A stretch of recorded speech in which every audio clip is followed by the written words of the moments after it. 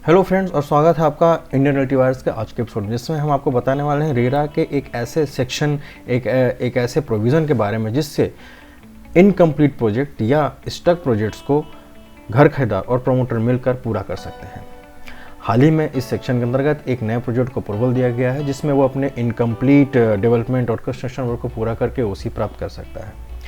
साथ ही साथ आपको ये भी बताएंगे कि ऐसे कितने प्रोजेक्ट्स हैं जो इस सेक्शन के अंतर्गत पूरे किए जा रहे हैं और क्या उसमें कोई प्रोजेक्ट पूरा हुआ है या नहीं।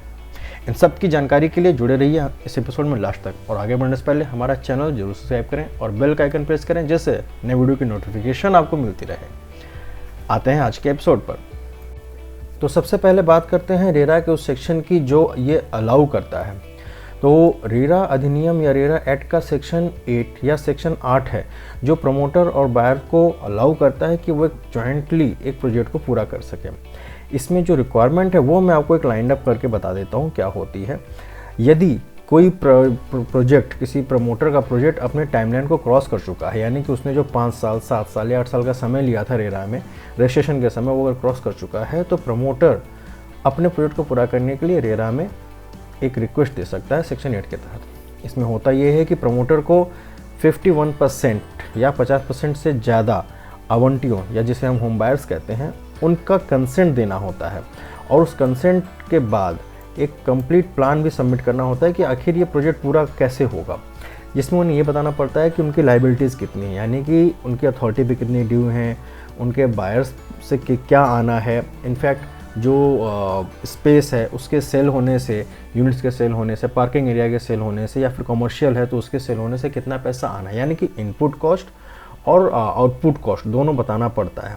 जिसके बाद रेरा पूरे प्लान को एक स्टडी करता है और देखता है कि वाकई ये प्लान वायबल है कि नहीं, और अगर प्रमोटर्स द्वारा दिया गया प्लान वायबल है, उसके मैप रीवैलिडेट है, अगर आपका मैप एक्सपायर हो चुका है तो आपको डेवलपमेंट अथॉरिटी से उसे रीवैलिडेट करना पड़ता है। अगर सब कुछ प्लान के अनुसार है, रेरा एक्ट के प्रोविजंस के अनुसार है, तो रेरा आपको बहुत ज़्यादा समय नहीं लेता, वो आपको ओके दे देता है प्रोजेक्ट को पूरा करने के लिए।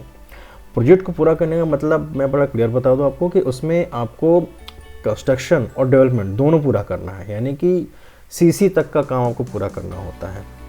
और ऐसे में जो सेक्शन 8 में आने वाले प्रोजेक्ट्स होते हैं वो जनरली ऐसे होते हैं जिनमें कि 70 to 80% काम हो चुका होता है। जनरली वो 30 या 20% काम जो शेष या जो रिमेनिंग रह जाता है वही छूट जाता है, और उसके लिए ही सेक्शन 8 ज़्यादा कारगर है क्योंकि उसमें आपको लिमिटेड समय मिलता है। आप उस लिमिटेड समय में प्रोजेक्ट पूरा करके डिलीवरी देते जाते हैं, चारों एनओसी लेके ओसी लेके अपना प्रोजेक्ट को पूरा कर लेते हैं। तो ये ओवरऑल जो एक अरेंजमेंट है सेक्शन 8 का, ये एक तरीके से बनाया इसलिए गया है कि स्टक प्रोजेक्ट को पूरा किया जा सके। और ये भी बता दूँ कि इसमें एक प्रॉपर मॉनिटरिंग का चैनल बनाया गया है कि जिसमें रेरा के मेंबर्स होते हैं, डेवलपमेंट अथॉरिटी का एक मेंबर होता है, और साथ ही साथ होम बायर्स एसोसिएशन के मेंबर होते हैं। प्रमोटर को हर महीने एक रिव्यू देना होता है कि कितना काम हो चुका है, और ये रिव्यू जो है वो एक थर्ड पार्टी कंस्ट्रक्शन कंसल्टेंट करता है, जिसमें कि कोई गुंजाइश नहीं रह जाती कि कोई ओवरव्यू या कुछ अलग से उनको बताया जा सके। तो सेक्शन 8 का जो प्रोविजंस है वो ओवरऑल इस तरीके का एक मॉडल बनाया गया है यूपी रेरा में कि एक स्टक प्रोजेक्ट को कंप्लीट कराया जा सके और घर खरीदारों को उनका घर मिले। तो ये तो रही सेक्शन के बाद। अब आपको बताते हैं कि वो कौन सा प्रोजेक्ट है जिसे अभी हाल ही में दिया गया है पूरा होने के लिए। ये प्रोजेक्ट है एलिगेंट स्प्लेंडर, जो कि गेटवे नोएडा वेस्ट में स्थित है, और इसे अभी हाल ही में सेक्शन 8 में ओके दिया गया है कि वो अपना काम पूरा करे और बायर्स को पोजीशन दे। फिलहाल इसमें हालत ये है कि लगभग 50% यूनिट्स जो हैं वो सेल होनी बाकी हैं, 50% के बायर्स हैं, तो उनसे पैसे आने हैं। डेवलपमेंट जो पैसा लगना है वो इतना है कि प्रोजेक्ट पूरा हो जाए, और प्रॉफिटेबल प्रोजेक्ट है, मतलब कि ड्यूज़ वगैरह अगर अथॉरिटी के दे दिए जाएँ तो भी प्रोजेक्ट प्रॉफिटेबल है। तो ऑफकोर्स ऐसे प्रोजेक्ट को पूरा कराने में कोई प्रॉब्लम होनी नहीं चाहिए, और सेक्शन 8 इसके लिए बहुत ही अच्छा मीडियम है जिसमें कि आप प्रोजेक्ट को पूरा करा सकते हैं। ये बायर्स और प्रमोटर्स दोनों के लिए फ़ायदेमंद, तो उन्हें इस बारे में सोचना चाहिए कि सेक्शन 8 में ले जाकर प्रोजेक्ट को पूरा किया जा सके और एक जो लॉन्ग बैकलॉग चल रहा है उसे ख़त्म किया जाए।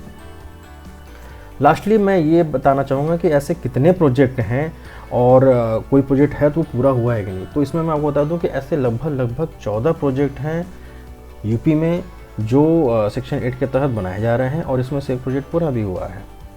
सबसे पहले उन प्रोजेक्ट के बारे में आपको बता देते हैं। इनमें सबसे पहले नाम आता है कैलिप्सो कोर्ट और नाइट कोर्ट का, जो जेपी एसोसिएट लिमिटेड के प्रोजेक्ट हैं। जी हाँ, जेपी एसोसिएट अभी एनसीएलटी से बचा हुआ है और ये 2 प्रोजेक्ट जो हैं वो रिहेबिलिटेट करके पूरे किए जा रहे हैं, जो नोएडा एक्सप्रेसवे पे सेक्टर 128, 129 जेपी ग्रीन्स में जेपी वेस्ट टाउन में स्थित हैं। इसके अलावा जो प्रोजेक्ट हैं वो हैं नोविना ग्रीन्स, कासा ग्रैंड, ला पैलेसिया, ला गैलेक्सिया, जो हैं ये न्यूटे ग्रुप के हैं। और उसके अलावा जो अभी रिसेंटली जो हुआ है, जो मैंने आपको दिखाया भी थोड़ी देर पहले, वो है एलिगेंट स्प्लेंडर। ये सारे प्रोजेक्ट जो हैं वो गौतम बुद्ध नगर यानी नोएडा, ग्रेटर नोएडा में स्थित हैं। इसके अलावा जो प्रोजेक्ट हैं वो गाज़ियाबाद के हैं, मैं उनके भी नाम बता देता हूँ आपको। इनमें शामिल है ला कासा अंसल एक्वापोलिस, उसके अलावा स्प्रिंग व्यू हाइट्स उसमें शामिल है, और वसुंधरा ग्रैंड। लास्ट का एक प्रोजेक्ट और है संपदा लिविया, जो थोड़े डिफरेंट मॉडल पे है। ये ग्रेटर नोएडा में स्थित है, लेकिन इसका मॉडल ये है कि इसमें बायर ही पूरी तरीके से प्रोजेक्ट बनाने के लिए उन्हें जिम्मेदारी दी गई है।